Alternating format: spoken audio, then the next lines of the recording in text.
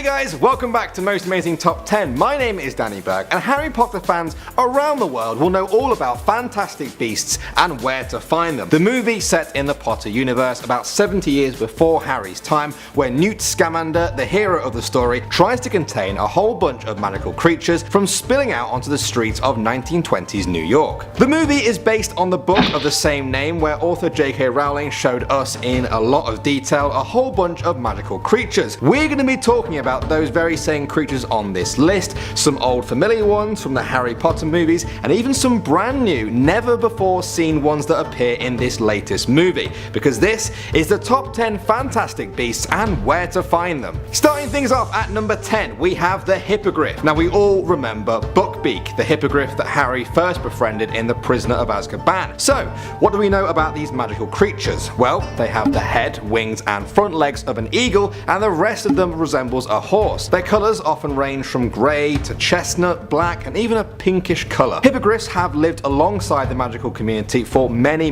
years because some wizards and witches breed them to produce unique variations. In fact, Newt Scamander's own mother was one of the most famous hippogriff breeders. As we learned from Hagrid's magical creature class, the one thing you always have to remember about hippogriffs is not to offend them, ever. Right, I mean, Always bow and wait for them to do the same before you even approach one. If everything goes well, you might have a new friend for life, as loyal as Buckbeak was to Harry. Moving on to number 9 now, we have the Swooping Evil. Unlike some of the other creatures on our list, the Swooping Evil is totally new to Potter fans. The first time anyone saw it was in the trailer for Fantastic Beasts, where we see Newt throw a cocoon into the air and suddenly it bursts into this bird-like creature that shoots off before we can even get a closer look. However, a few things are known about it. It's blue and green, obviously. It looks kind of reptilian in nature, and when it's not flying, it sleeps in its spiny cocoon. It looks very pretty, but be warned, it's also notoriously dangerous and has been known to feed on people's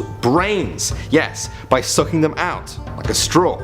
Ugh. Its venom, when diluted, can be used by potion masters to erase bad memories. Next up at number 8 now, we have the Billywig. Big Potter fans will already have heard of the Billywig. It was first mentioned in the Deathly Hallows book and the Fantastic Beasts book as well, so it's no surprise that it's made an appearance in the movie. So, they are native to Australia, they're about half an inch long and use their spinning wings attached to their heads to move incredibly fast. That's one of the reasons why muggles like me and you can't see it, apparently. It's just too quick. Wizards and witches can only notice the Billywig once it has stung them. That sting can cause giddiness and then levitation. Yeah, levitation. In fact, if the victim has a severe enough reaction, they may even start floating permanently, forever. That would probably be fun for a few hours, maybe, but I imagine that would quickly become a bit of a problem. Moving on to the number 7 spot now, we have Pixies. Who can forget that famous scene in Harry Potter and the Chamber of Secrets where Professor Lockhart brought some freshly caught Cornish pixies into his defense against the dark arts class. They caused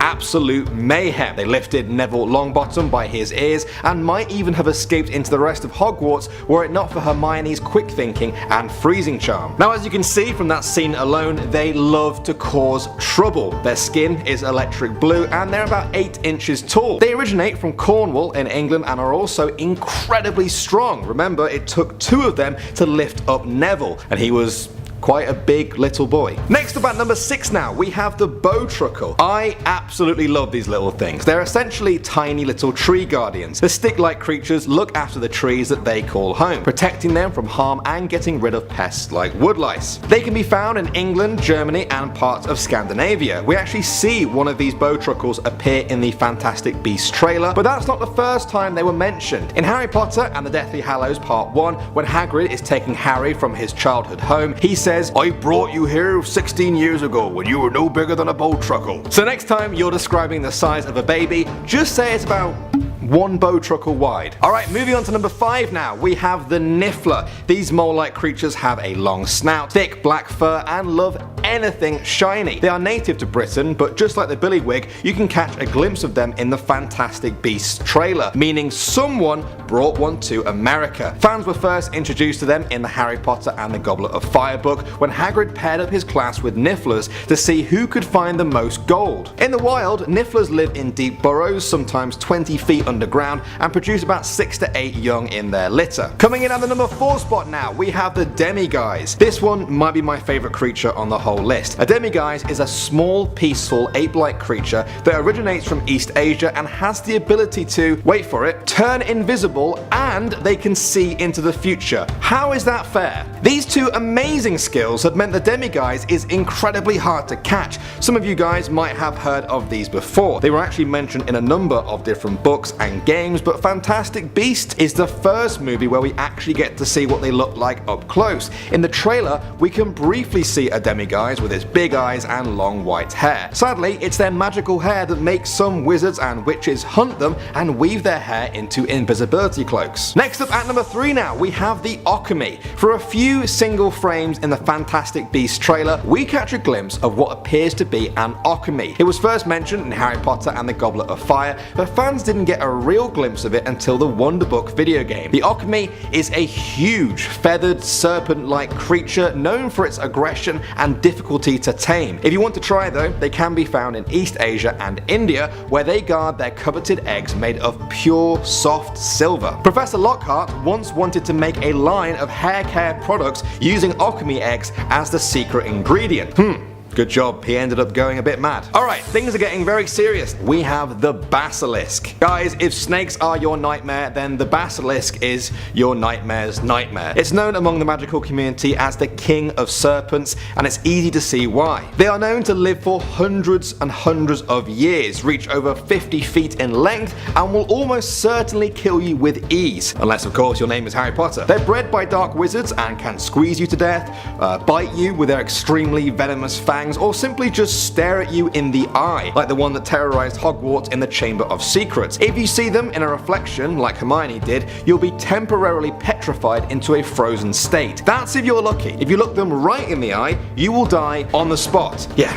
Fun fact, they can only be born from a chicken egg that's been incubated underneath a toad. Not so fun fact, even the massive scary talking spider Aragog called the Basilisk its enemy and refused to even mention its name. And if a massive scary talking spider thinks that, I think we should all be scared. And finally now, at the number 1 spot, we have the Hungarian Horntail. Out of the 10 pure breeds of dragons known to the magical community, the Hungarian Horntail is perhaps the most dangerous and fantastic of them all. This scaly beast has spiky bronze horns to match its vicious looking tail and can breathe extremely hot fire for over 50 feet, about the length of its own body. They're also extremely fast. We know that it kept up with Harry on his firebolt broom, which is capable of speeds of up to 150 miles per hour. And Harry was just 14 years old when he faced one in the Triwizard Tournament. Mental. Mental, that one. If any of you guys do have a death wish, you can find them in Hungary, the country that gives them their name. But be warned, the Ministry of Magic gives them an XXXXX classification, which means they are impossible to domesticate